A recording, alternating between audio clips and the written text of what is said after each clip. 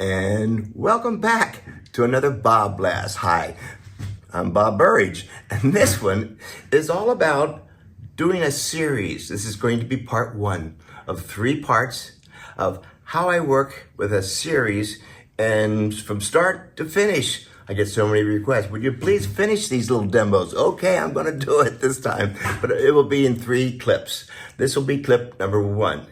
And the subject matter, pretty simple. I like to do simple subjects, and how many different ways can I do it? That's the exciting part for me, not just one way. So there's no nervousness like this better be the right painting. Now, how many more ways can I do it? So it tends to loosen you up a little bit when you know you have more than just one. For instance, some of these, it's all about couples, people together, but mostly powerful women getting up and stepping out.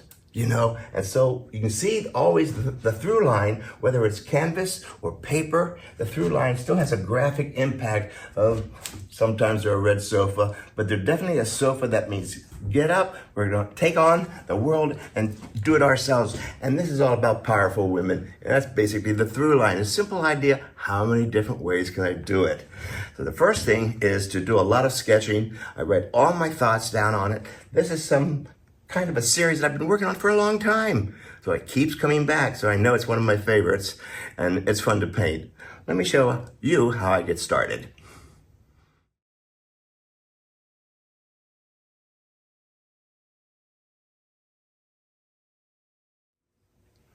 When I do my collage work, I prefer to work flat on a table here. So that's what we have here. Everything is on the table that I'm going to use. If I'm not going to use it in this painting series, I'm not going to have it on the table. Okay, so we're working on watercolor paper. Number 1, this is 300-pound Kilimanjaro or Fabriano Artistico paper. And it's 15 inches by 15 inches. I've already gessoed this side. So you can hardly tell which side's been gessoed, so I have to make a mark on the non-gessoed side. So this will be gessoed, and I'll explain why in the next couple of clips. Okay, but that's my paper. It's going to be glued onto one of these wooden panels.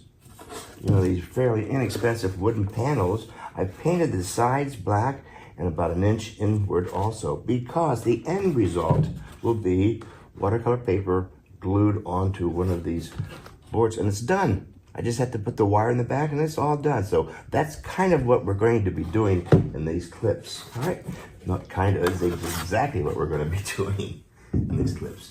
So on the table also I have my sketches ready to go, all my thoughts. I have my collage paper. By the way, I make my own collage paper. I don't go buy a book of textures and images and things like that. That way I have ownership. It's kind of important to me. If I don't get something out of a book, I just have to make my own. I make my own graphic designs, my own stars and circles and things like that. And just so I know and then I Xerox them, just black and white. I'm going to add color later. I'm just working on the graphic design at first. All right, so I have my concept down here. This is my paper I'm going to be working on. I take tape. This is a regular box tape. And I fold it over on itself like that. I like to stick it on the back of my paper. And then I put it on the table, push it in. That way it's not going to move around. Because I paint with both hands. And everything's going on. And I don't want to have any tape on this full sheet of paper. So this is 15 inches, 15. And I want to be able to see the whole painting, not with a white border. Okay. My brushes are big. I use this one for drawing. You'll see here in a minute. And these are like 2-inch brushes, wide brushes, because you get the job done quicker. If you have a little brush like this, it's going to take you a little longer. So also I have on my table paper towels. I love my paper towels. Already pre-folded, ready to go. All right, see, I don't have to do any busy work in the middle of painting. It's all ready to go. Over here, I have 2 important things. This is regular gel medium.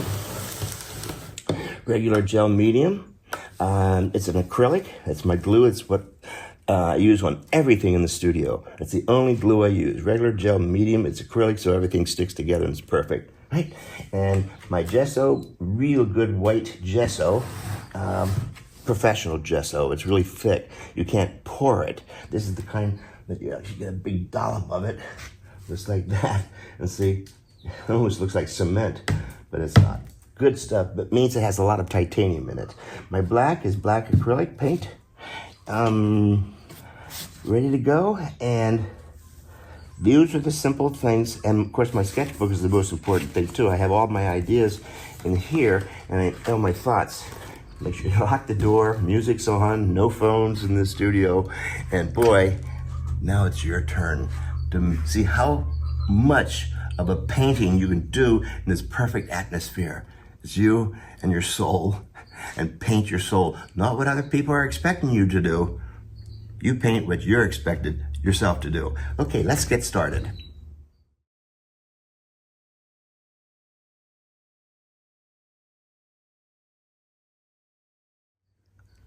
So I'm standing when I'm doing this. That way I can see the whole painting. I don't have my face right up against the paper here. Here's my black acrylic paint. I'm going to water it way down. I have a giant buckets of water here that I dip my brush into. So the composition will be asymmetrical. It's one of my favorite compositions, which means there's going to be a whole lot of stuff going on over here and nothing going on over here. Kind of like busy and not busy areas. So I'm just going to, what I want to do is let's get some points of interest. Yeah, this is going to be, oh yeah. Starting to see the figure here. Just sketch it, no details at this point. And oh, she's going to be tall. And there's the sofa, back edge of the sofa. Something like this. Oh, I don't like this. Oh, this is going to be all collage anyway in here. Maybe the sofa here. So yeah, oh, wow. I like her arm going out like that. Wow, nice attitude. And nah, straight down, yeah. All right, that's kind of where I'm going. Not kind of, it is where I'm going. Here we go. And yeah, the sofa. Okay. So the first thing I'm going to be doing is not worrying about color right now. I'm just going to go right into doing some collage work. Sometimes I'll put the collage in first or paint a little while and then put the collage in. It doesn't really matter, just which way I feel like going today. So I have a wide brush, and I put on that wide brush a lot of gel medium. So I do collages not this way, where I take little pieces of paper like this and then put the glue on that and then stick it down. I don't work that way. The way I work is, well, wow, look at this. Just put the glue everywhere. Put it everywhere. So the whole surface is going to be sticky. Right? And so now I can play, literally play. And these marks are just a guide for me. Here, this is where I get. I don't use scissors. I just like the ragged. Oh, this is nice. The ragged edges, kind of that deckled edge. I'm gonna give her a waistline too. She's gonna be powerful.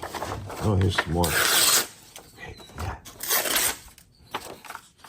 I treat the paper strictly as a graphic design element. You know, I'm going to be painting over this anyway.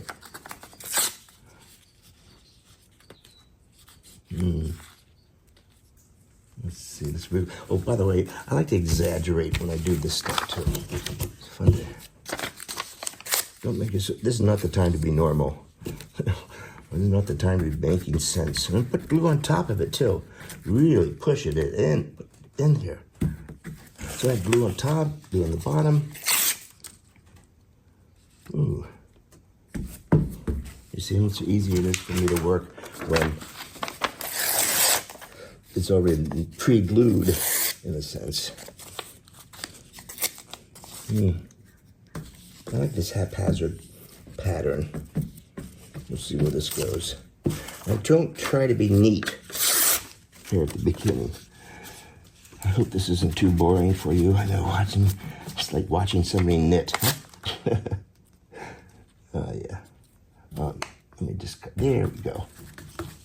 I'm building all this up. With glue on top, bottom. of various pieces that I've done before. Ooh, circles. Oh, man.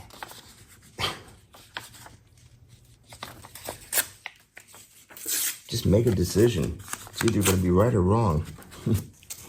Make a decision. I don't like to, if you see something, react to it. Don't sit there and be real cerebral about the whole thing. Use that for your writing. Oh, yeah. I like this. I don't know, it just came up. So it needs to be over here. There you go. There's that off balance thing. You can see where it's going. Lots of stuff going on over here. And let's get the, I like this with nothing there. We'll see where this goes. So it definitely is a collage. You can't miss that. So I have glue on top and bottom. And still, I just now work with just black, white, and midtones. So now, the midtone. Do it with this, just a little bit of black, a little bit of, there we go. Some gesso, some black, now midtone. Midtone. So we get the black happening, and some white. This is negative shape painting.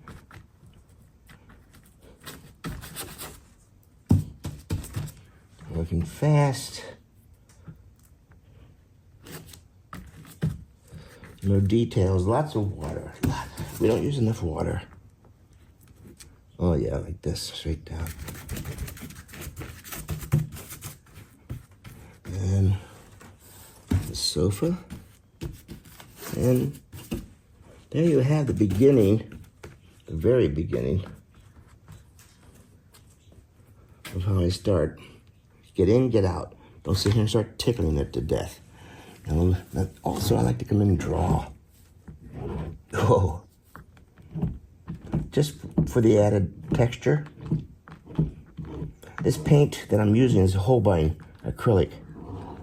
It's so thick that when I paint, even watered down, it still has a thickness to it that I can draw and do these kinds of wonderful things here. Just by doing this simple act. The simple thing that you're doing right now kind of gets you loosened up and ready, all keyed up, ready to go, and let things stay loose at the very beginning. Don't start off tight, thinking you're gonna get looser later. No, you won't. And now one more. Let's just do that. Maybe too much. Yeah, too much. I like to paint wet into it. There we go. Well. No neatness.